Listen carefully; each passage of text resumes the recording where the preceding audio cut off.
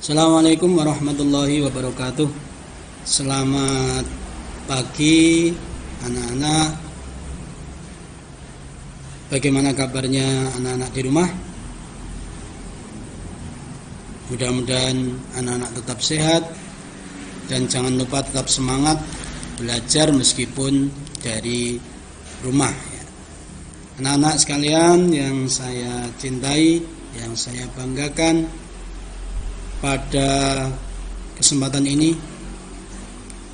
kita akan mempelajari atau akan mengawali pelajaran kita pada semester genap ini, yaitu tema 6. Tema 6 tentang panas dan perpindahannya. Muatan mapel ataupun muatan pelajaran kita yaitu IPS, tentang interaksi manusia dengan lingkungan serta pengaruhnya. Sebelum kita mempelajari lebih jauh mengenai interaksi manusia dengan lingkungan serta pengaruhnya, perlu anak-anak ketahui kompetensi dasar yang akan kita pelajari adalah menganalisis bentuk-bentuk interaksi manusia dengan lingkungan dan pengaruhnya terhadap pembangunan sosial, budaya, dan ekonomi masyarakat Indonesia. Baik anak-anak, mari kita mulai pelajaran kita dengan membaca basmalah bersama-sama. Bismillahirrahmanirrahim. Kita akan mengawali dari subtema 1.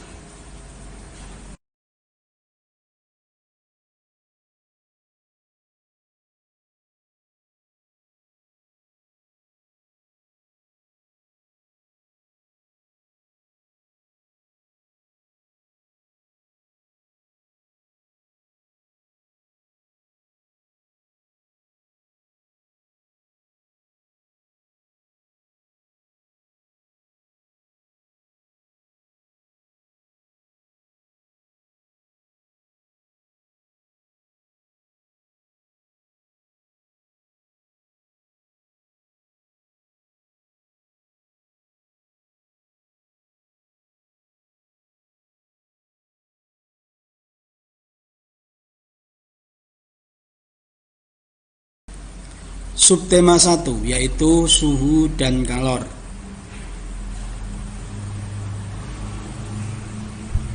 Muatan mata pelajaran IPS, materi kita yaitu interaksi manusia dengan lingkungan alam. Materi ini terdapat di buku pada pembelajaran 3 dan juga pembelajaran 4. Pada pembelajaran 3 kita akan membahas tentang materi interaksi dengan lingkungan alam dan pengaruhnya. Kemudian pada pembelajaran 4 masih di subtema 1 yaitu tentang pengaruh interaksi manusia dengan lingkungan. Anak-anakku sekalian yang saya cintai, kita tahu bahwa sebagai makhluk sosial, manusia selalu melakukan ataupun selalu berhubungan dan juga berinteraksi dengan lingkungan. Hubungan antara manusia dengan lingkungan alam ini merupakan proses yang saling mempengaruhi. Lingkungan alam sendiri itu terdiri dari 2 komponen, yaitu komponen biotik. Komponen biotik ini merupakan seluruh benda yang tergolong hidup yang terdapat di dalam suatu lingkungan. Itu adalah komponen biotik. Yang kedua yaitu komponen abiotik, yaitu segala sesuatu ataupun komponen dalam suatu lingkungan yang berupa benda mati. Contoh interaksi antara komponen abiotik dan komponen biotik ini adalah tanah, suhu, curah hujan, yang mana tanah, suhu, dan curah hujan itu bisa mempengaruhi terhadap jenis tanaman yang tumbuh di suatu daerah. Ini merupakan ada interaksi antara komponen abiotik dengan komponen biotik. Komponen abiotiknya yaitu berupa tanah, suhu, dan curah hujan, sementara komponen biotiknya yaitu adalah tanaman yang tumbuh di suatu daerah tersebut.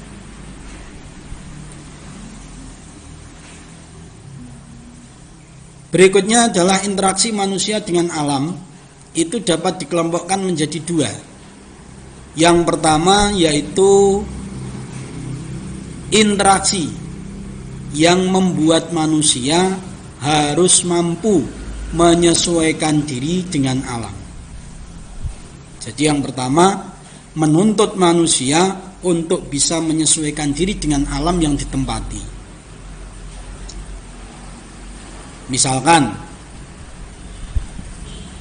seorang nelayan ataupun seorang yang hidup di pesisir pantai, maka mau tidak mau untuk memenuhi kebutuhannya, itu dia harus melakukan atau berinteraksi dengan alam yang sesuai dengan kondisinya, yaitu lautan dengan mata pencarian nelayan. Kemudian yang kedua yaitu interaksi yang membuat manusia supaya dapat memanfaatkan alam sekitar, memanfaatkan alam sekitarnya dengan baik dan bijak. Ini yang kedua. Artinya apa? Bahwa memanfaatkan sumber daya alam ataupun memanfaatkan segala hal yang ada di alam ini,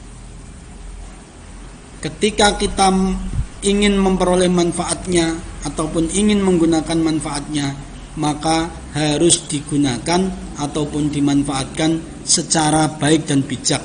Tidak boleh seenaknya sendiri. Itu yang kedua. Contoh interaksi yang pertama, artinya interaksi yang menuntut manusia harus mampu menyesuaikan diri dengan lingkungannya tadi, yaitu manusia yang hidup di daerah pesisir.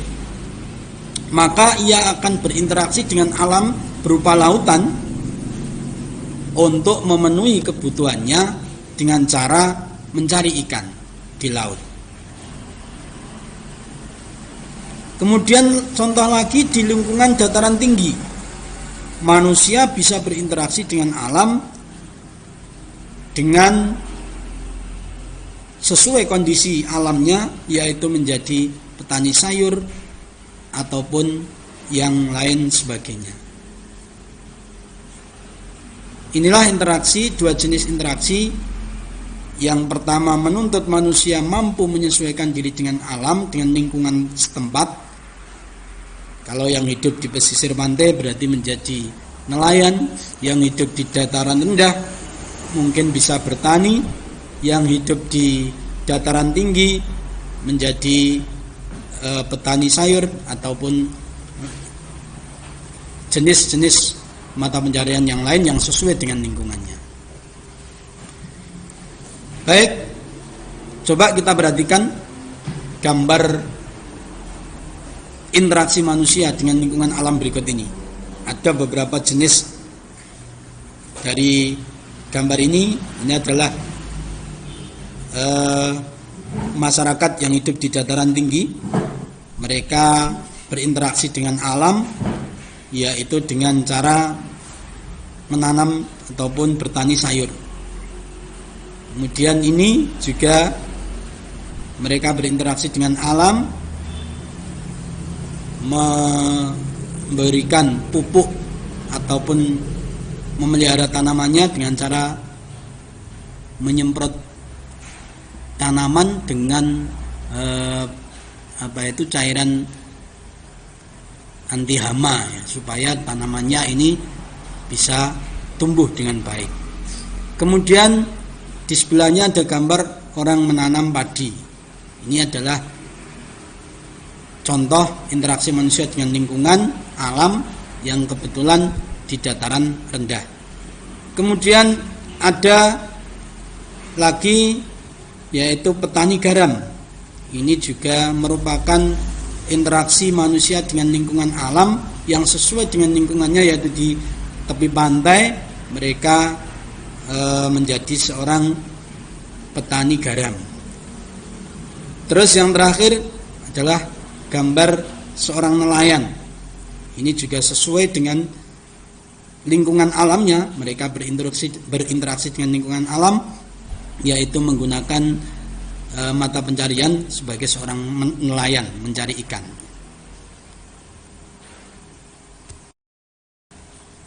Anak-anakku sekalian yang saya hormat, yang saya banggakan, ini selanjutnya adalah interaksi manusia dalam memanfaatkan lingkungan alam. Ini tentu akan menimbulkan berbagai dampak. Saya ulang lagi, jadi interaksi manusia dalam memanfaatkan lingkungan alam itu dipastikan dapat menimbulkan berbagai dampak. Dampak itu tentunya bisa berdampak positif maupun dampak negatif. Dampak positif interaksi manusia dengan lingkungannya adalah ya yang pertama terpenuhinya kebutuhan masyarakat akan sumber daya alam. Manusia berinteraksi dengan alam.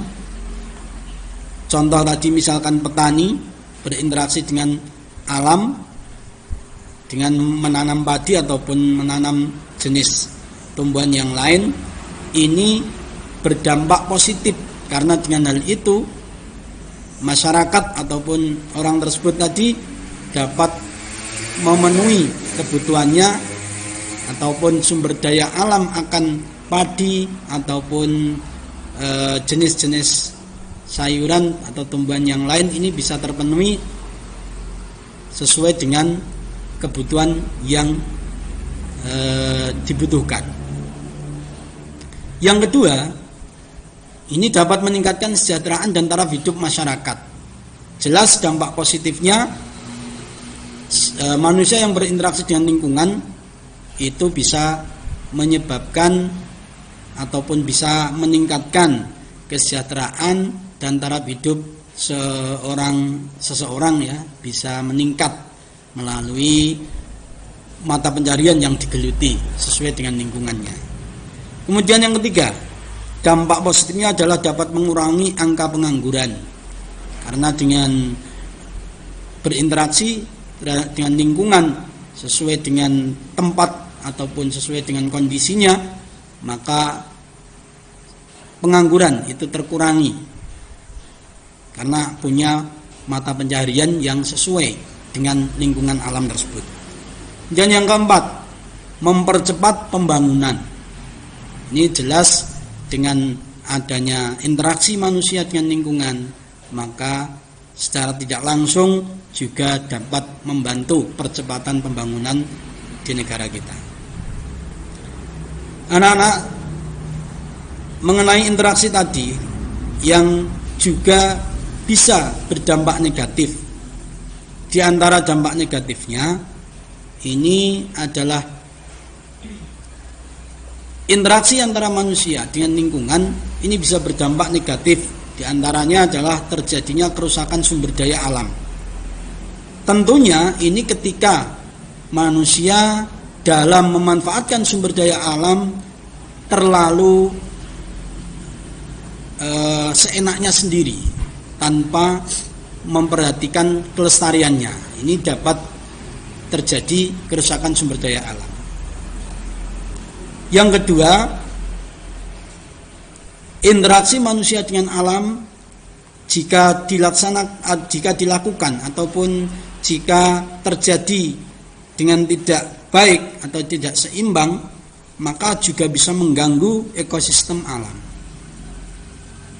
Misalkan seorang nelayan karena ingin mendapatkan ikan yang banyak, maka dia menggunakan cara yang tidak dibenarkan, misalkan menggunakan pukat harimau atau menggunakan bom.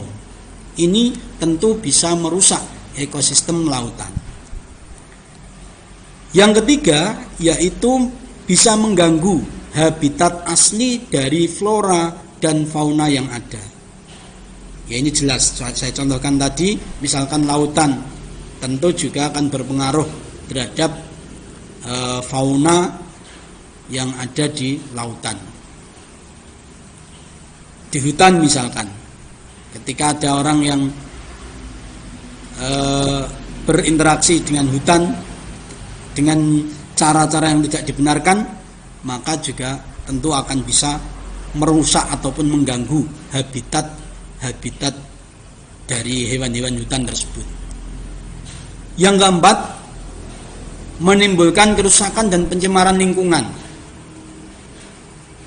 Ini juga sangat dimungkinkan terjadi karena interaksi manusia dengan alam yang tidak sesuai ataupun dilakukan dengan cara-cara yang bertentangan dengan aturan-aturan pemerintah, misalkan membuang sampah seenaknya, kemudian misalkan juga membuang limbah sembarangan. Nah ini termasuk jenis interaksi dengan alam, tapi bisa merusak ataupun menimbulkan pencemaran lingkungan. Yang terakhir, dapat menimbulkan bencana alam. Contoh seperti banjir, tanah longsor. Ini akibat interaksi manusia dengan lingkungan yang tidak bertanggung jawab. Manusia dengan seenaknya menebang hutan ataupun mengambil kayu-kayu tumbuhan yang ada di hutan dengan seenaknya tanpa memperhatikan kelestariannya. Nah, ini dapat menimbulkan bencana alam. Salah satunya mungkin bisa terjadi banjir ataupun tanah longsor. Baik, sehingga untuk menghindari itu semua, karena lingkungan alam itu sangat penting bagi kelangsungan kehidupan manusia. Akan tetapi, kalau kita amati, kita lihat, tidak sedikit lingkungan alam yang mengalami kerusakan akibat aktivitas manusia yang tidak bertanggung jawab. Oleh karenanya, kita perlu dan sangat perlu membiasakan sikap dalam menjaga dan melestarikan lingkungan alam tersebut. Apa saja yang perlu kita lakukan, sikap apa yang harus kita biasakan untuk melestarikan lingkungan? Berikut ini beberapa sikap yang dapat dilakukan, yaitu diantaranya: 1. Membuang sampah pada tempatnya. Ini perkara kecil, remeh, tetapi termasuk bisa melestarikan keberadaan lingkungan yang asri, yang nyaman, dan bebas dari polusi. Yang kedua, menanami kembali hutan gundul.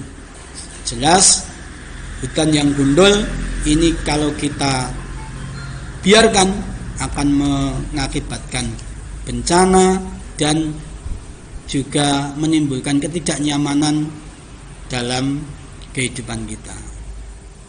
Di samping itu juga tentunya mengganggu habitat-habitat hutan.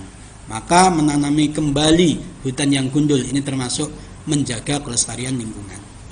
Yang ketiga, menghentikan eksploitasi. Eksploitasi itu pemanfaatan besar-besaran terhadap sumber daya alam yang berlebihan. Ini sangat merugikan. Maka harus kita kendalikan, kita hentikan supaya tidak ada eksploitasi sumber daya alam yang berlebihan. Kalau perlu memang perlu diberikan sanksi.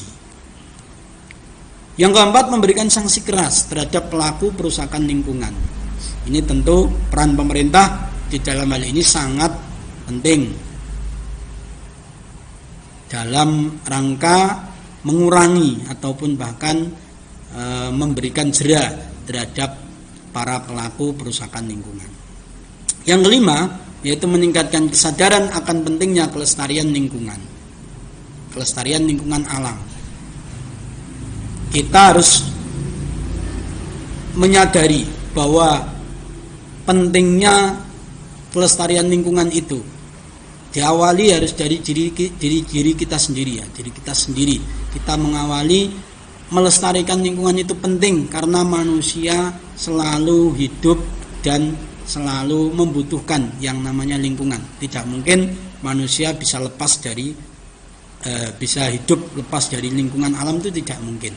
Sehingga penting sekali lingkungan alam itu kita lestarikan, kita jaga dengan sebaik-baiknya.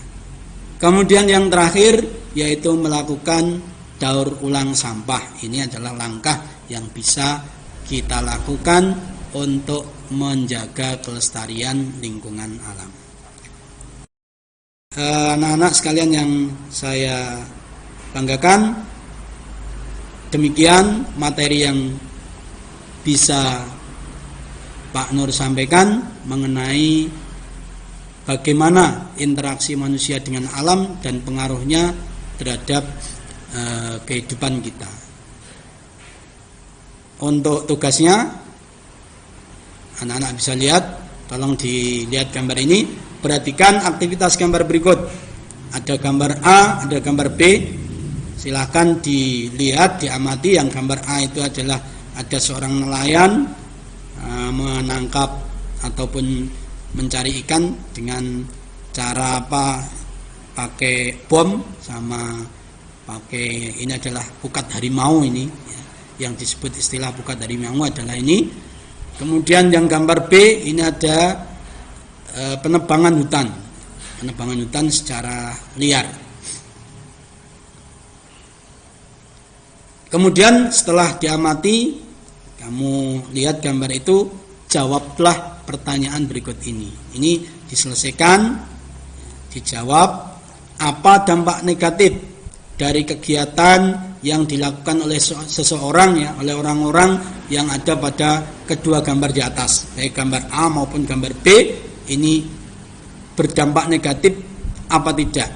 Tentunya kalau dampaknya negatif disebutkan apa saja dampak negatifnya dari perilaku di gambar A dan juga di gambar B.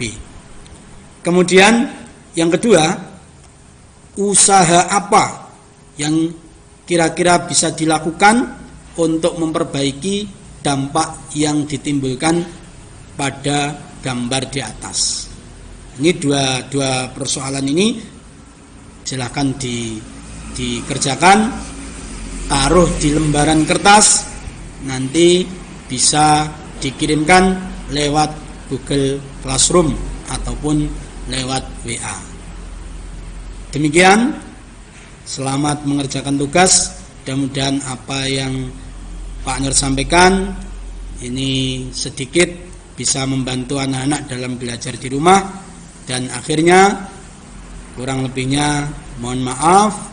Kita berjumpa kembali pada materi berikutnya, materi yang lain. Dan wal afu minkum.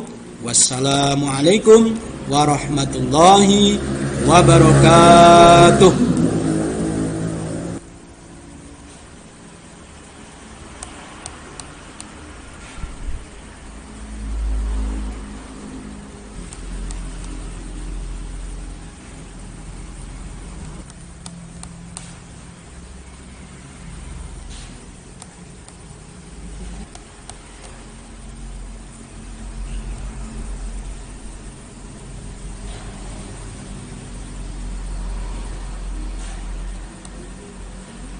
Ini nanti